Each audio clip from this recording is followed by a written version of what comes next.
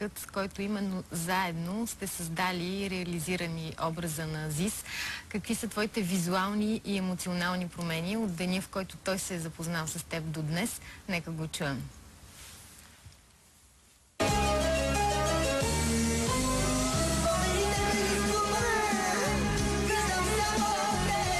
Първата ми среща с Васко се състоя 98 година. Той беше с една буйна коса и с буйна брада.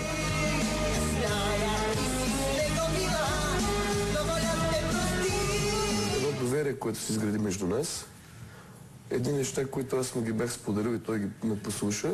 И за това, че ме е послушал, стана Азис.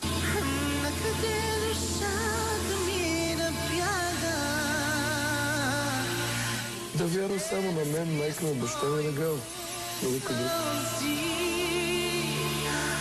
Дразни ме с добрата си преценка и с нещата, които при спор между двамата той е по-успешен. Той е единствен изпълнител според мен, който за момента влезе в историята на България. Васко, като е влюбен, е много готин. Няма да се не представа колко е готин. И като е влюбен, цялата фирма става влюбена, защото той пише текстове, които по принцип стават хитове.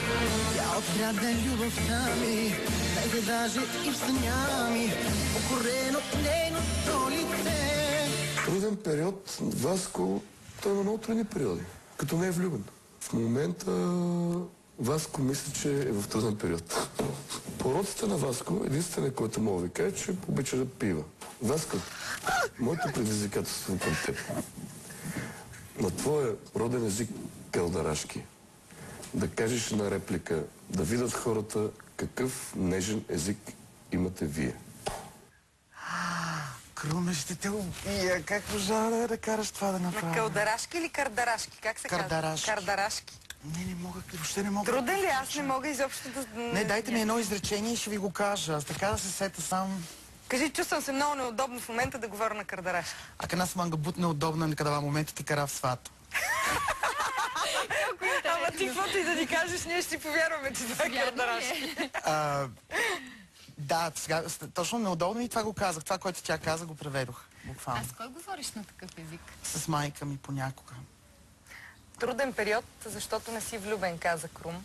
Катето каза, че не те е виждала никога истински влюбен. Бил ли си? О, да, разбира се, как да не съм бил? Има ли човек, който да не е бил влюбен? Кога за последно ти се е случвал, да? Много отдавна. Много отдавна. Вече дори не помня кога. Може би преди 2 години, 3. Променяш ли се в такива моменти? Около мен всички цветя цъфтят. Всички ги запалвам с моята любов. Веднага ми личи. Ставам по-добър, по-общителен.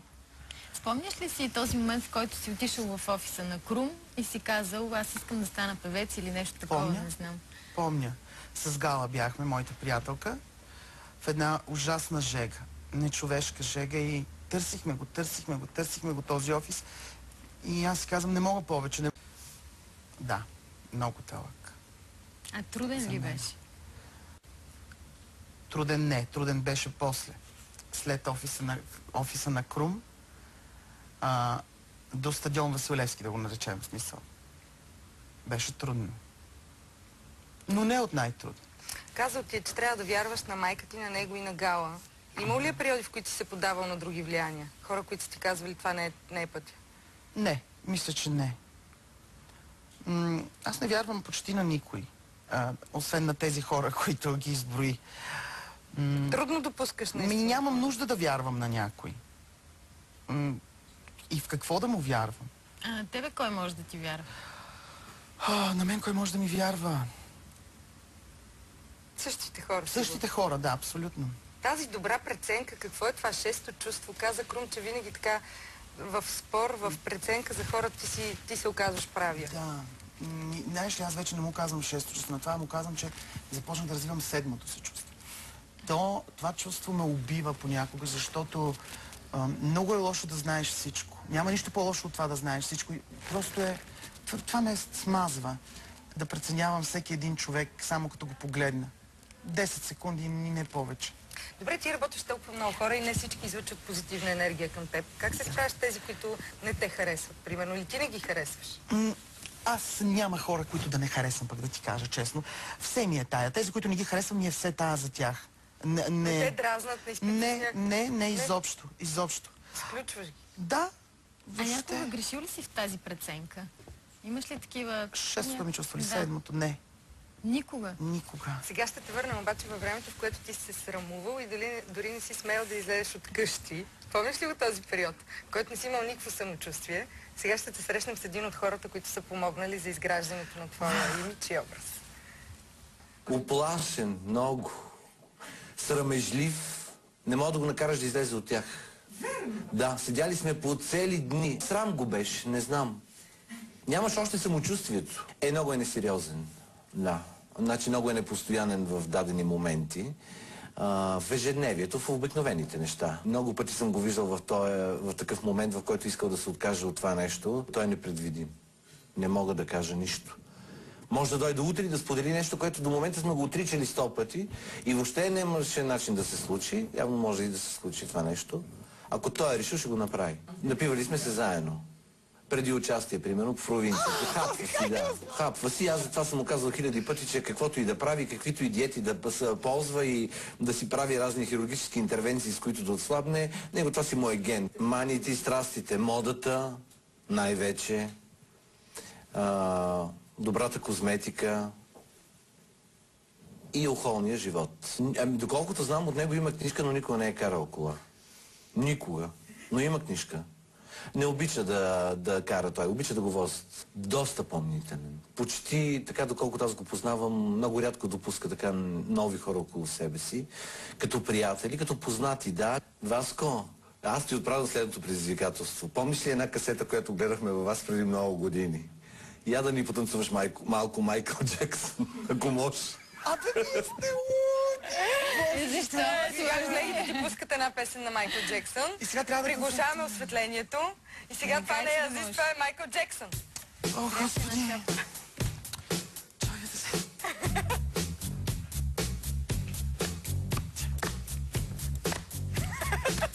Не мога Давай, можеш. това си спомни. Имаше нещо такова, обаче... И пак това сега друго. Не става вече, просто съм много дебел. Това е касета. Ами тази касета, като малък съм се снимал... Не знам, много смешна беше. Помниш ли момента, в който наистина си се срамувал, не си искал да излезеш от къща и не си имал никакво самочувствие? Кога е било това? Честно да ти кажа, не си го спомням много добре този период. Може би не съм искал да излизам на места, на които те са ходили, защото не съм се чувствал достатъчно готин за тяхната компания. Разбираш ли? Да. А кога дойде самочувствието? Кога повярвам в себе си? Когато една нощ се разминах в тъмното, точно на Божо до офиса, трябваше да отида вечер, беше тъмно и вървяха ни 80 и кусор годишни хора, мъж и жена, явно семейство. И аз бях с шапка и така с яки и с чантата и така минах бързо покрай тях в тъмното. И тогава бабата каза на дядото: това не беше ли онзи певеца? Как му беше името? И взеха да си говорят. Това са 80 и кусор годишни хора. Говорят и за преди 6 години, 7. Когато още не бях. И си казах, щом тези хора ме познават, значи всички хора ме познават. А кога не си вярвал в себе си? Кога наистина си нямал това самочувствие? Кой период? Периода, в който в Костинброд с Гала, може би. Периода, в който нямахме пари. Те всички хора, които нямат пари, всъщност нямат Усещаш ли по някакъв начин, че ще станеш това, което Да, винаги съм го знаел, цял живот. Като малък съм го казвал и на майка, и на татко, че аз ще стана много известен и така, и така, и така, и така. Знаеш ли за филма Тайната? Чувал ли си за него, че хората каквото си мислят, това им се случва?